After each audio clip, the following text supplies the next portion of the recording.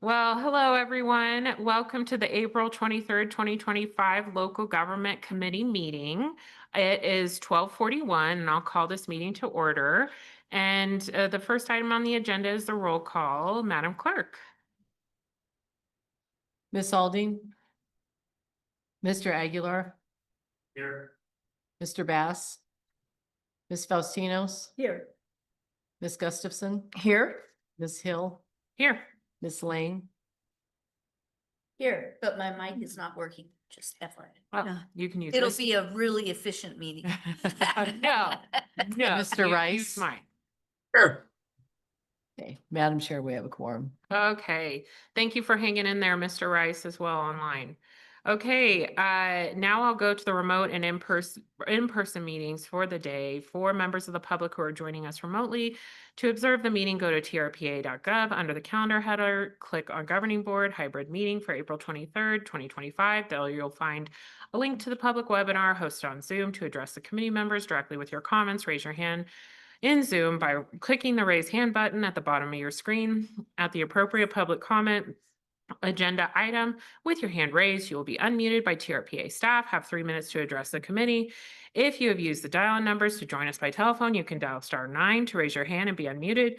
To remote committee members, if you wish to speak, also raise your hand. In Zoom, you'll find the hand icon at the bottom of your screen.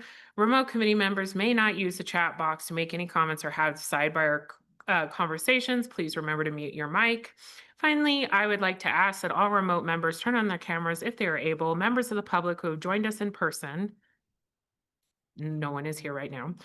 Please raise your hand at the appropriate time for public comment, and you will be called to the front to speak. To ensure everyone has time to make their desired comment, you can agree with the previous commenter rather than making comments that repeat what others have said. Committee members who are in person, please raise your hand if you wish to speak clearly into the microphone in front of you. If you're viewing a webinar on a personal computer, ensure that your microphone speakers are turned off to prevent audio feedback. If committee members need to ask clarifying questions during the presentations, please do so, but we'll save our deliberation until after the presentation is complete. We'll start with our public comment agenda item 1, public comments for items on the agenda. If a member of the public wishes to address the government committee on this agenda, please raise your hand now, either in person or by clicking the raise hand button at the bottom of your Zoom screen. Dial *9 on your phone. You'll be called on and unmuted by a TRPA staff member. Please state which agenda item you are making the public comment on. And yes, we have a member of the public. Come on up. Yay.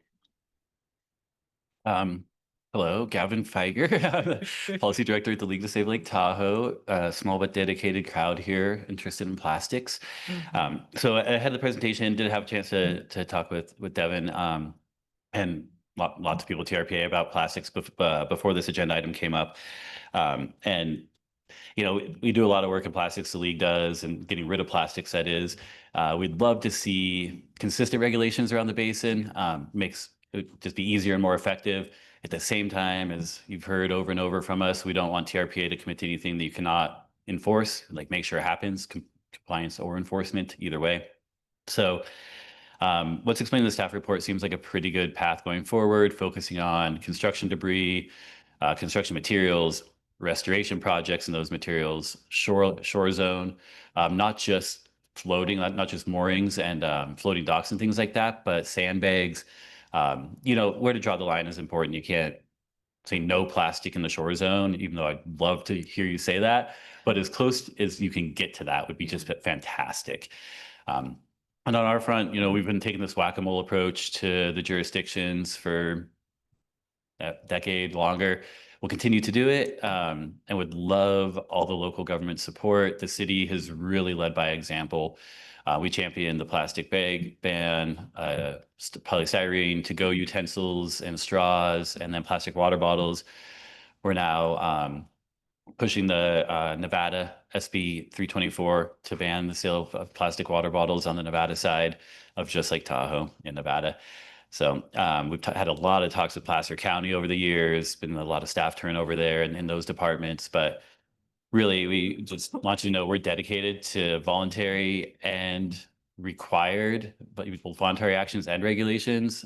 We've been working a lot in Nevada on voluntary actions to reduce plastics, and that's why we've been getting letters of support for our plastic bottle legislation from, Edgewood, Heavenly, Incline. I could go down the list, but we've got, a dozen businesses already and a handful of organizations supporting it.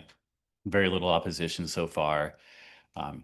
So yeah, in short, please do everything you can in the areas you define. The science is always going to be out, but we know plastics are bad, and anything we can do to eliminate them now is going to help us in the future. And please reach out to us as local jurisdictions if you have any interest in, we have all the outreach materials, we have volunteers, our staff goes out, talks to businesses. We'd love to try to get more voluntary actions going, and especially if those could lead to some like regulations and ordinances in your local jurisdiction. So, and if you don't reach out to us, we'll be reaching out to you, and please call us back. Thank you. Thank you. Thank you for your leadership on this. So looking forward to having the conversation. Thank you. Thanks for the support. Yes. And now I call for any members online. Thank you, Madam Chair. One hand raised so far. Alan Miller, please unmute to make your comment. Hi. Civil engineer, environmental engineer, South Lake Tahoe. I'm commenting concerning the microplastics report and the associated links. And I submitted extensive comments. I saw they were not posted timely, so I have no assurance they were considered, but I would refer the public and yourselves to that. My comments were essentially that we need to keep Tahoe pure and microplastics endure. We need to start using wood, metal, and stone in the shore zone and start eliminating those sources of structural plastics in the shore zone that are no doubt contributing in a major way to the substantial problem with microplastics in Lake Tahoe. And we have a significant problem with microplastics, and it's been known about for more than 5 years with no action by TRPA other than funding research efforts. And those research efforts are not going to detect the microplastics based on the testimony from the director of the Tahoe Environmental Research Center last September, because he said, basically, we don't have a handle on this problem. We can't measure below 250 microns, which is the substantial proportion that I'm interested in, the subvisible, the microplastics that are not particulate like, in the millimeter range, but in the nanomillimeter range or nanometer range. And so you need to start looking at the obvious sources and stop looking to the research and start seeing the nose on your face, or you're going to forever be known as the Tahoe Regional Plastics Agency. You're under regulations to conduct an environmental assessment. You've sat and done nothing about it for 5 years. And I don't know what you hope to gain by it. The problem is not going to improve on its own. It's only going to get worse. And in fact, it's already a time bomb that is growing daily. It's like a slow release time bomb, and you're doing nothing. So my major recommendations are we need to keep Tahoe pure because microplastics endure. They're toxic. Use wood, metal, and stone in the shore zone. Start getting rid of the crap that's out there. Looting. Thank you, Mr. Miller. Madam Chair, there are no more hands raised to comment. Okay, thank you very much. We will now move into our approval of the agenda. Are there any changes to the agenda tonight? Chair, there are no changes. Thank you so much. We'll deem the agenda approved as posted. We'll now look at our minutes. This is item 3. We have a set of minutes from March 12th, I think we have to 2025. approve the agenda. What? We have to approve the agenda. No, we- She just deemed it approved. Oh, okay. Yeah, they do a different thing here. They don't vote on the agenda. Yeah. But I hear you, Secretary. I was an adjustment when I first started on TRPA. The minutes are on page 81 of your packet. And I was just, is there any board member that has changes to the minutes? Okay, I'm looking for a motion, please. Motion to approve? Thank you, Secretary Aguilar, and all those in favor, please say aye. Aye. Any opposed, please say nay. And that passes unanimously. We'll now move on to the item 4. This is the discussion on plastic pollution reduction actions. And Mr. Middlebrook will be presenting today. Welcome. Thank you for having me. And good afternoon, committee members, Chair Hill. For the record, I'm Devin Middlebrook, TRPA's Government Affairs Manager. Today, I'm going to present a continuation of the Governing Board's discussion on reducing plastic pollution in the Tahoe Basin. Plastic pollution is an emerging area of concern that the science community is currently researching at Tahoe. This governing board received a presentation about microplastic pollution from the Desert Research Institute's Dr. Monica Arienzo in May of last year. And today's presentation includes discussions about plastic pollution in general, not just microplastics, but we know big plastic breaks down into small plastics. While we don't know everything about the plastic pollution life cycle and ecological impacts, we do know that plastic pollution is not good for the environment, and we should take action to reduce any plastic pollution at Tahoe, as you heard from Mr. Allen's comments. Next slide. I would like to start today's presentation by grounding ourselves in the latest science on this topic. TRPA works closely with the Tahoe Science Advisory Council to ensure the best available science informs policymaking decisions in all topics that come before TRPA. This science to action work extends to the topic of plastic pollution. The image on the left of this slide is the cover of the Science Council's Microplastic Working Group, which published in October of last year. This is the report that the Governing Board received a presentation on last year as well. The Science Council has also engaged the broader science and management community through workshops and discussions like the 2023 Science to Action Conference shown in the image on the right side of the screen, talking about plastic pollution. The work with the Science Council and broader discussions with stakeholders has helped inform today's presentation and discussion. Next slide. And what does the science tell us? I want to highlight the sources of microplastics identified by the Science Council, as you can see on this table up here. This table is a summary of microplastic pollution sources in the Tahoe Basin. As you can see, there are a variety of sources of microplastics in the region, including cigarette butts, clothes dryers, tire rubber, and construction materials, among others. The Science Council report also includes recommendations for action by microplastic source.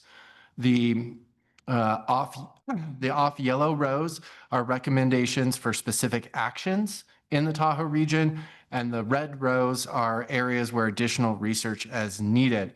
But again, as you heard Mr. Miller's comment, we really know that even if more research is needed, any actions to reduce those plastic sources are a good thing. It's not going to be a bad thing if we go ahead and reduce any type of plastic pollution. And again, today's presentation is about plastic pollution in general, while this table is specifically on microplastics, because larger plastic pollution does lead to microplastics. So any reduction in large plastic is going to be a reduction in microplastics. Next slide. The data from the Science Council aligns with data collected by the League to Save Lake Tahoe and their litter cleanups from 2014 to 2024, as seen on this slide. The chart on the left-hand side shows an item litter count, items by litter count. As you can see, cigarette butts and miscellaneous plastic pieces are top sources of litter. Cigarette filters often contain plastic in addition to harmful chemicals, and plastic food wrappers, bottle caps, straws, bottles, and bags are among those top sources. The chart on the bottom right shows plastics by source category. The largest amount is miscellaneous plastic pieces, and this points to high concentrations of small and microplastic pieces that are difficult to identify. This makes identifying sources of those microplastics difficult and hampers our ability to directly identify reduction actions for those sources. Next slide. To reduce plastic pollution, why we're here today discussing this item, the Science Council identified and recommended 3 control options. First is reducing the amount of plastic being used or created. An example of this is the City of South Lake Tahoe's ban on single-use plastic water bottles. In the first summer after the ban went into effect, surveys of local businesses showed an 84% compliance rate with the regulations. Second is ensuring proper disposal. An example of this is the installation of additional trash cans at recreation sites. The image on the slide is of a solar compacting trash can. These trash cans have been installed in both South and North Shores at high-use recreation sites. And finally, if plastic does become litter, removing it from the environment is critical. The League to Save Lake Tahoe, BBOT Beach Cleaning Robot, Clean Up the Lake, and Destination Stewardship Plan are all implementing programs to remove plastic litter from our environment. Next slide. And this governing board is not alone in discussing and taking action to reduce plastic pollution. There are many plastic reduction actions already taking place at a federal, state, and local level.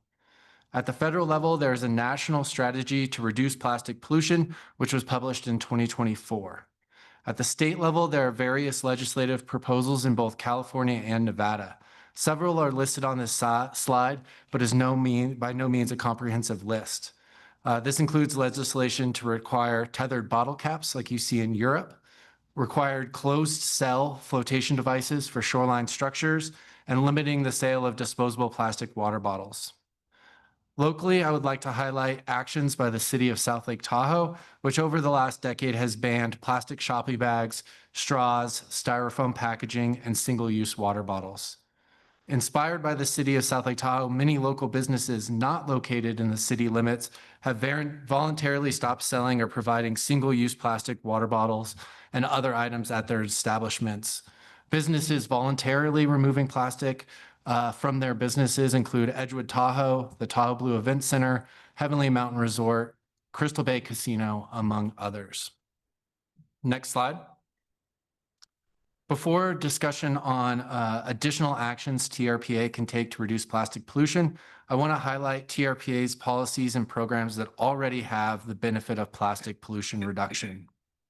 These existing actions include in our shoreline structures and shoreline management. Staff currently uses the best practice when permitting flotation devices in shoreline structures to not permit open cell styrofoam. Our stormwater infrastructure program and best management practices, when you're capturing and treating stormwater, you're also capturing and stopping the plastic in that stormwater from reaching the lake. What happens with that once the stormwater infrastructure is dry and you get wind blown through there is an area for more research. The Destination Stewardship Plan, which TRPA is a founding member of, is implementing many litter reduction actions at recreation sites. The biggest accomplishment last year was a 79% reduction in litter on our beaches at July 4th, compared from 2023 to 2024. Our transportation system and the regional transportation plan you heard from today, anything we do within that RTP, regional transportation plan, to reduce the dependence on automobiles and vehicle miles traveled also reduces the amount of tire rubber that's wearing off of vehicles and getting into our environment. And then as this board discussed last month with the cellular communications facility item, staff is moving towards the best practice of not permitting those fake monopines and requiring other screening methods. Next slide. I shared these examples not as a way of saying we're doing it all, we're great, no more action is needed, but really to emphasize how ubiquitous plastic is in our modern society and how interconnected actions to reduce plastic waste can be in the region. But there are opportunities to do more. A few of the areas for additional action could include evaluating plastic used by project implementers to meet TRPA requirements. When we're permitting site BMPs, many of those materials that folks use to meet our stormwater standards have plastic in them. If that project is sitting there, is active for 2 months, 3 months, a summer, that's maybe not breaking down into plastic waste, but if that site has those in place for multiple seasons and over winter, they could be producing plastic that's getting into the environment. So we could look at ways to promote non-plastic uses to meet our requirements.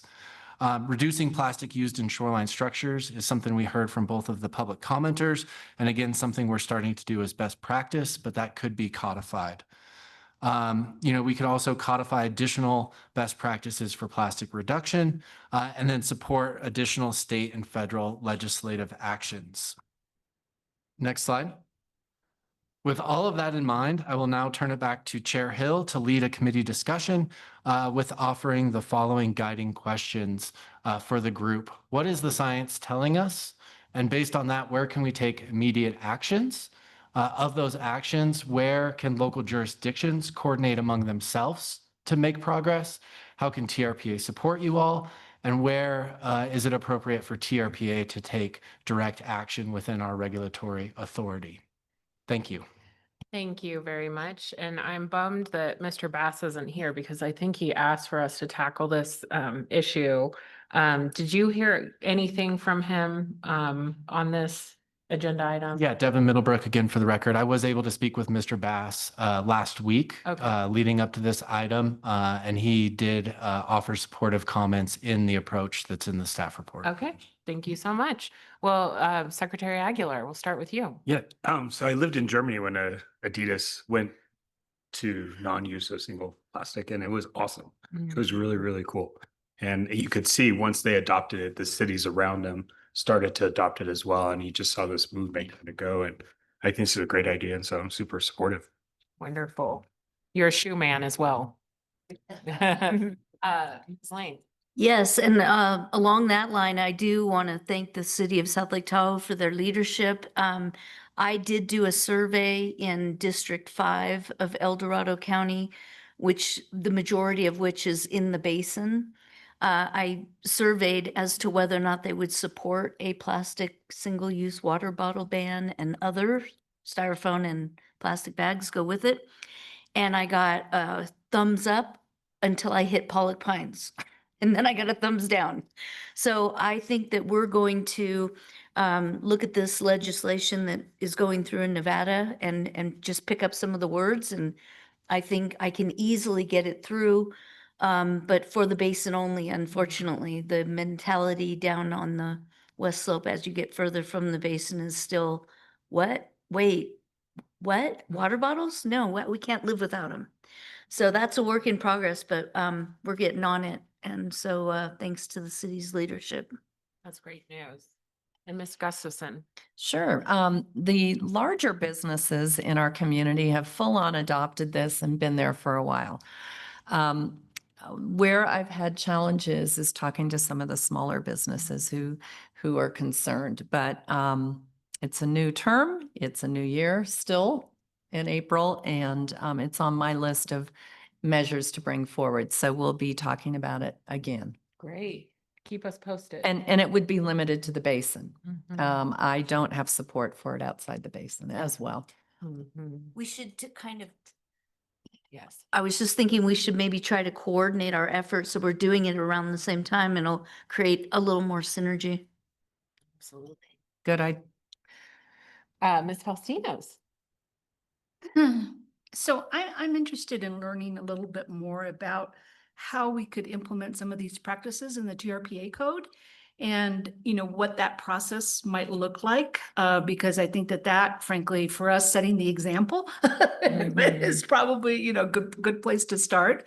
So, in terms of how we would approach this issue, how it would get started, maybe staff could give us a little bit more background on that.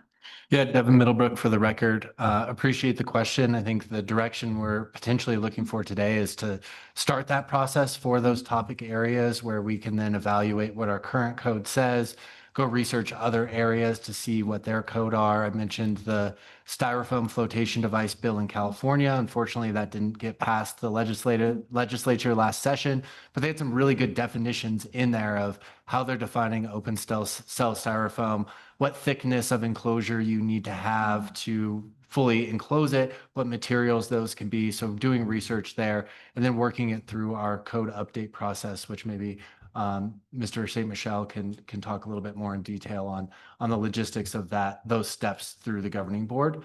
But generally, yeah, do research, find the best practices, and then how do they fit our unique code of ordinance structure.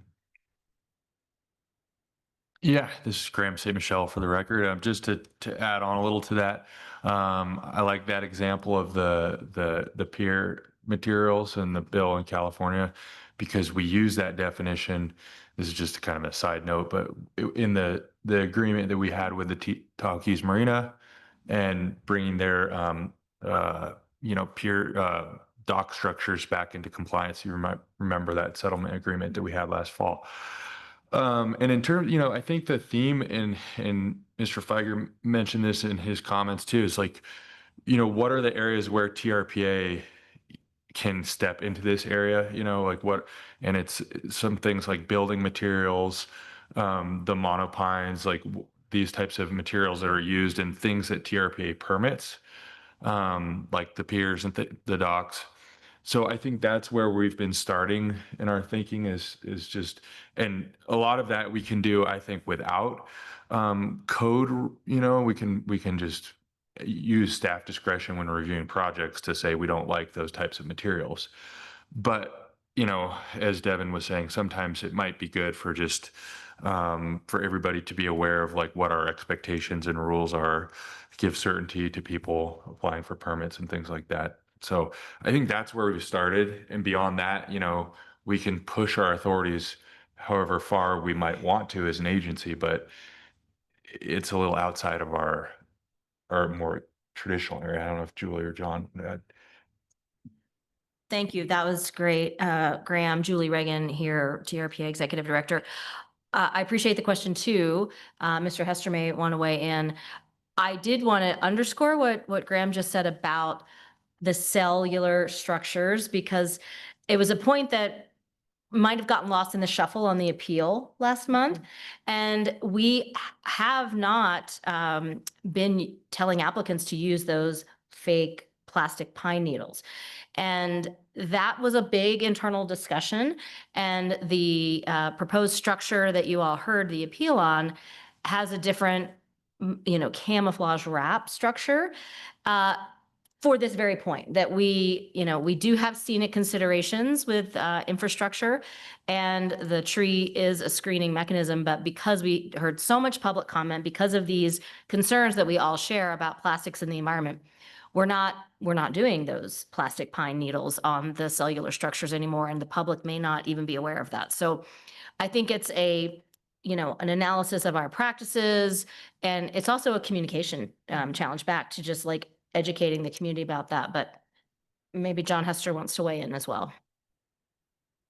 We're John Hester here.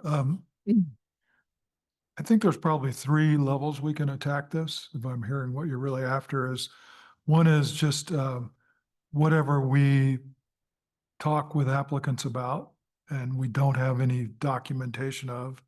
Number 2 is if Graham and our permitting staff think it's worthwhile to maybe write an administrative interpretation, we could do that.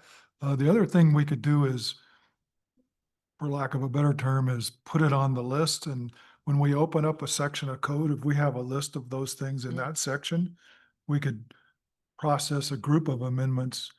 I'm not hearing an appetite to say, hey, go make this a top priority right now. But if we open up that section of code, it's easy to do it in that process. So maybe those are the 3 ways we could hear from you, because it is agendized for some direction to maybe approach it that way, if that works. Ms. Faustinos, do you have any follow-up on that? No, that definitely sounds like a great approach to take in terms of looking for some direction that we would, be requesting. I think that, we can, but lead by example with, with that kind of an approach. So we'd just like to see that, come back to us in terms of, maybe an interim report when it's appropriate, that we could understand, what the steps are going to be. Great. Mr. Rice, online, do you have anything to add?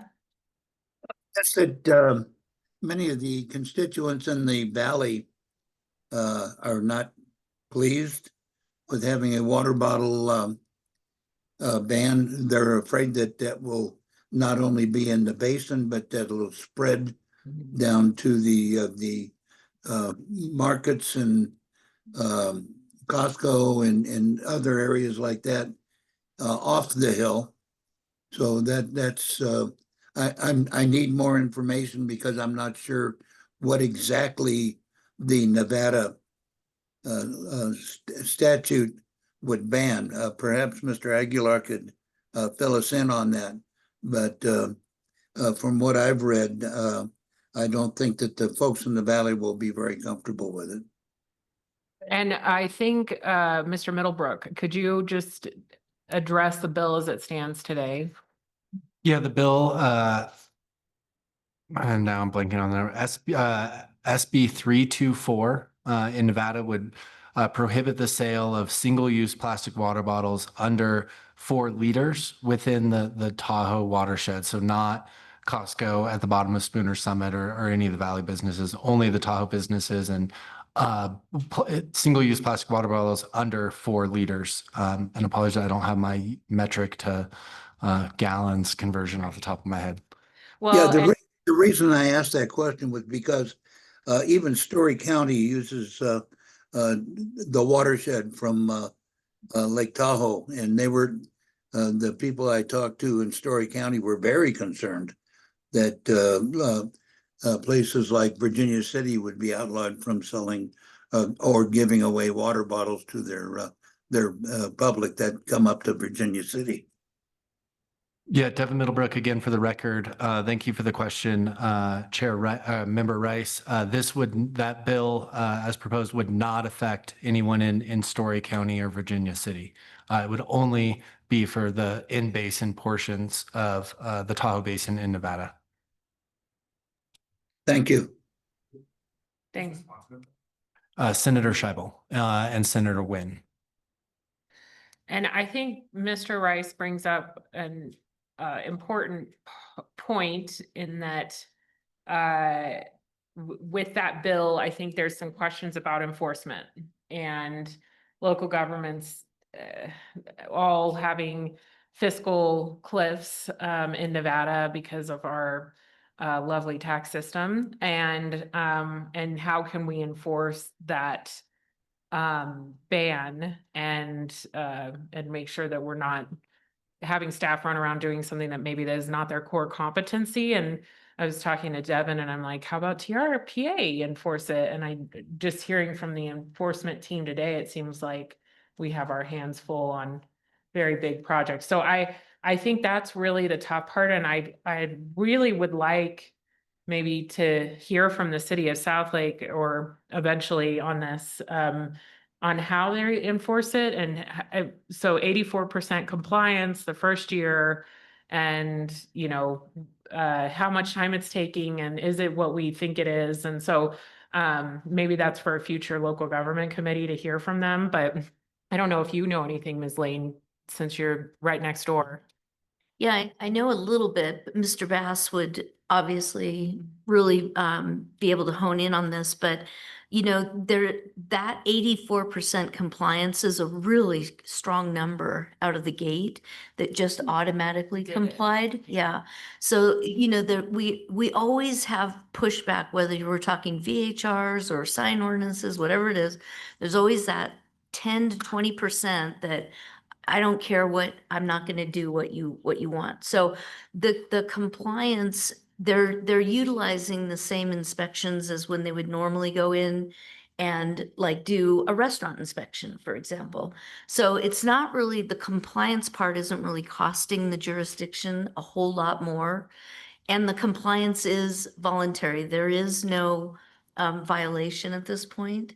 But because 84% complied right away, we're already seeing some great models that are coming into the market, right? Whether it's water in aluminum cans, which is a much better product. And as more and more jurisdictions jump on, we're going to also see the prices come down, which makes it more possible for a small mom and pop to be able to join into the ranks. So that's the little bit that I know. Okay, any other board comments on this?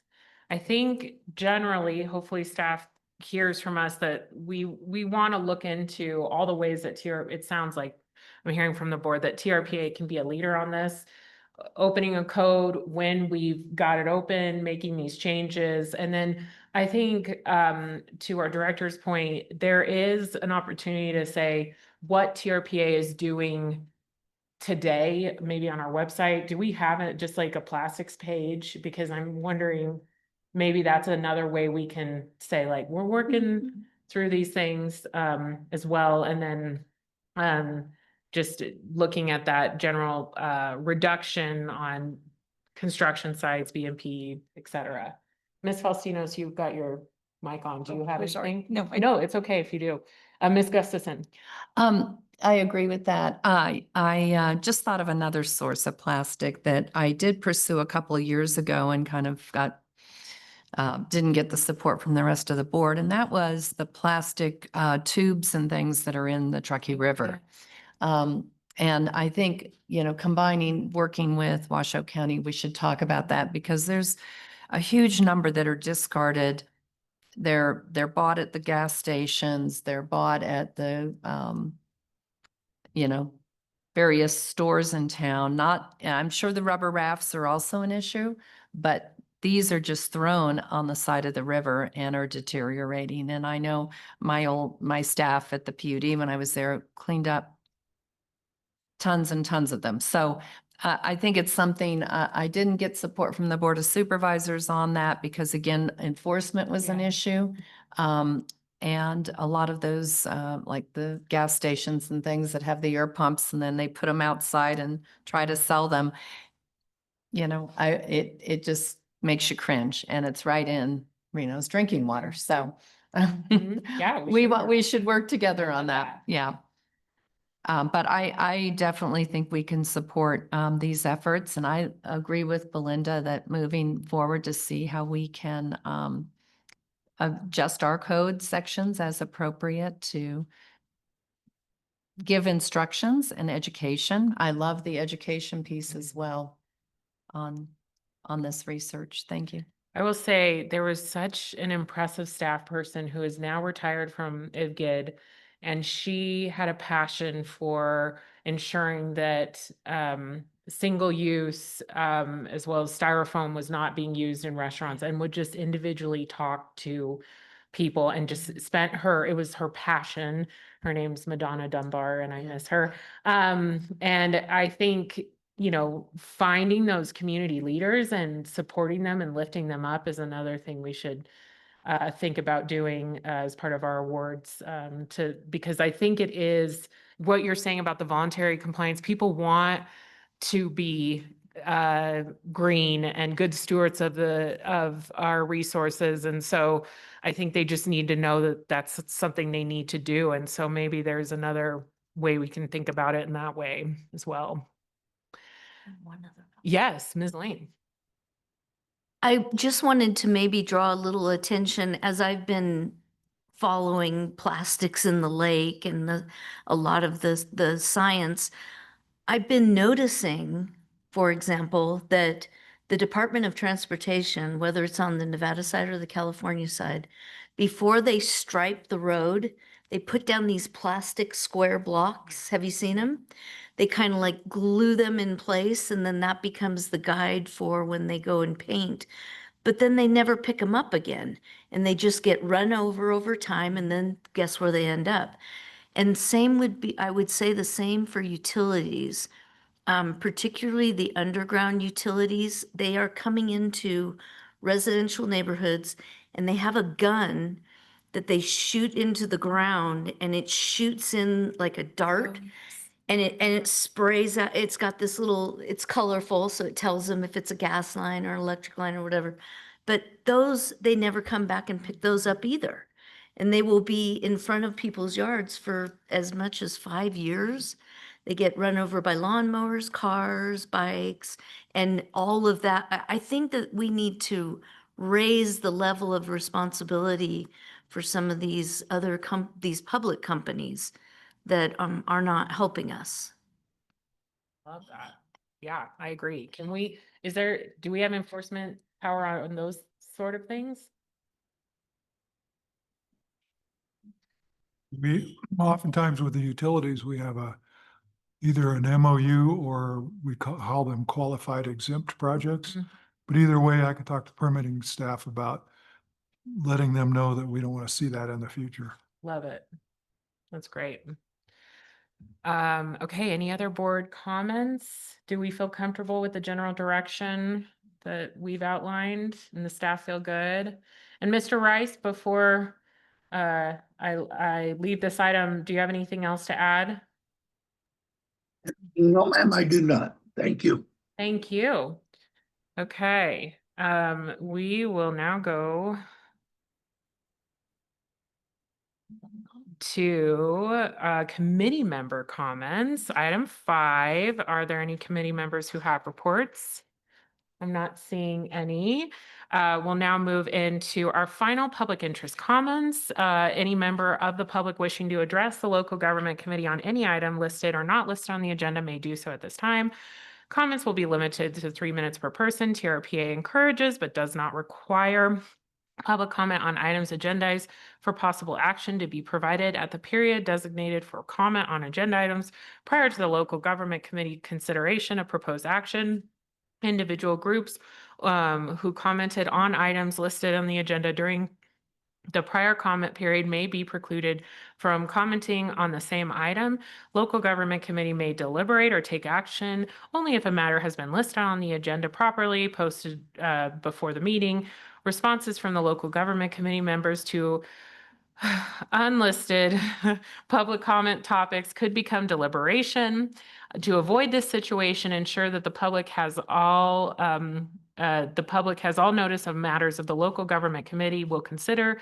Committee members may choose not to respond to public comments except to correct factual inaccuracies, ask for staff clarification, or set a matter be listed on a future agenda. If any member of the public wishes to speak at this time, please raise your hand now, or either in person or by clicking the raise hand button at the bottom of the Zoom screen. Dial *9 on your phone and you will be called on and unmuted by a TRPA staff member. Is there anyone in the public? Yes, come on in. Hello, Joshua Childs for the record. As somebody who does not live in the basin, and I was kind of trying to look at the language briefly, what really constitutes a single-use water bottle? I know California had some language about it needing a tether on it, but I'm not sure if that's necessarily for Nevada. And all day I've been filling up this Gatorade bottle and it says it's 2.5 servings. Is that 2.5 uses? Is that clarified in the language? And what's really the difference between a single-use water bottle versus something like a sports drink? It's still just a plastic bottle. For somebody who's a layman, I think it would seem silly to ban water bottles, but not also talk about other single-use drinks as well. I don't see much of a difference between the two when it comes to a piece of plastic. That's my 2 cents for something to consider. Thanks. Absolutely. I think that lobbyists see a difference between the beverages because there's different lobbyists for different beverages. That's what I'm learning from this fun process. But thank you for your comment. Is there anyone else? Goodbye, Secretary Aguilar. Thank you for your time. Anyone else in the room who would like to comment? Not seeing anyone. Okay. Online. One hand raised online so far. Alan Miller, please unmute to make your comment. Hi, thank you for the discussion. I would like to make an additional point of information about microplastics, and I've expressed concern about microplastics in tires, and obviously that's a very difficult thing for TRPA to control. But they're worse with the electric vehicles, so I don't think we should be promoting electrical vehicles on that basis. But as bad as the tire wear is, there's another transportation associated source of microplastics that is being developed, which is putting microplastics into the paved surface itself. It's touted as a way to reuse waste plastics in a way that may be benign in some settings, but Lake Tahoe is supposed to be special. And we already have a huge microplastics problem in Lake Tahoe. And pavement wear is going to contribute microplastics if the pavements are ultimately embedded with microplastics. And so I would suggest that as the transportation and other local government move forward with needed pavement repairs and replacements, that they ban microplastics use here in the basin. It's just not appropriate. We need to get more like Hawaii and really raise the public awareness about how connected everything is. We have Lake Tahoe has very shallow soils, very sandy soils. The groundwater travels very readily through the environment and ultimately delivers its loads to Lake Tahoe of dissolved and small particulates, and then there's the larger particulates in stormwater, which are difficult to control. So really what we need is a total sanitary survey of the basin here with regard to plastic and what sources are controllable and what are not. I echo Devin Middlebrook's comments that many times on construction projects and the slope stabilizations and so forth, microplastics are used as grids to underlay and provide stability on a short-term basis, but ultimately those things deteriorate and will enter the groundwater and the surface flows. So we just need to be raising the level of awareness, and I think TRPA has a primary role and responsibility to do that, and the means to do it. And again, I tried to develop this simple mantra of just saying, you know, keep Tahoe pure. Microplastics endure.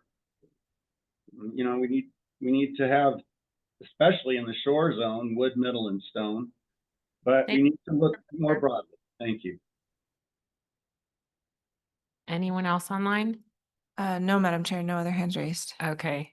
And to Mr. Miller's point, I think that the Destination Stewardship Group is doing a really good job on education. And I love that idea of, I think we used it as a model, Hawaii's kind of their culture and how we could bring that to Tahoe. And I know there's a lot of really great work that's happening in that space. So, okay, we'll close public comment, and I am looking for the committee to make a motion to adjourn. Ms. Gustafson. So moved. Thank you very much. All those in favor, please say aye. Aye. Any opposed, please say nay. All right, we are adjourned. Thank you everyone for your time.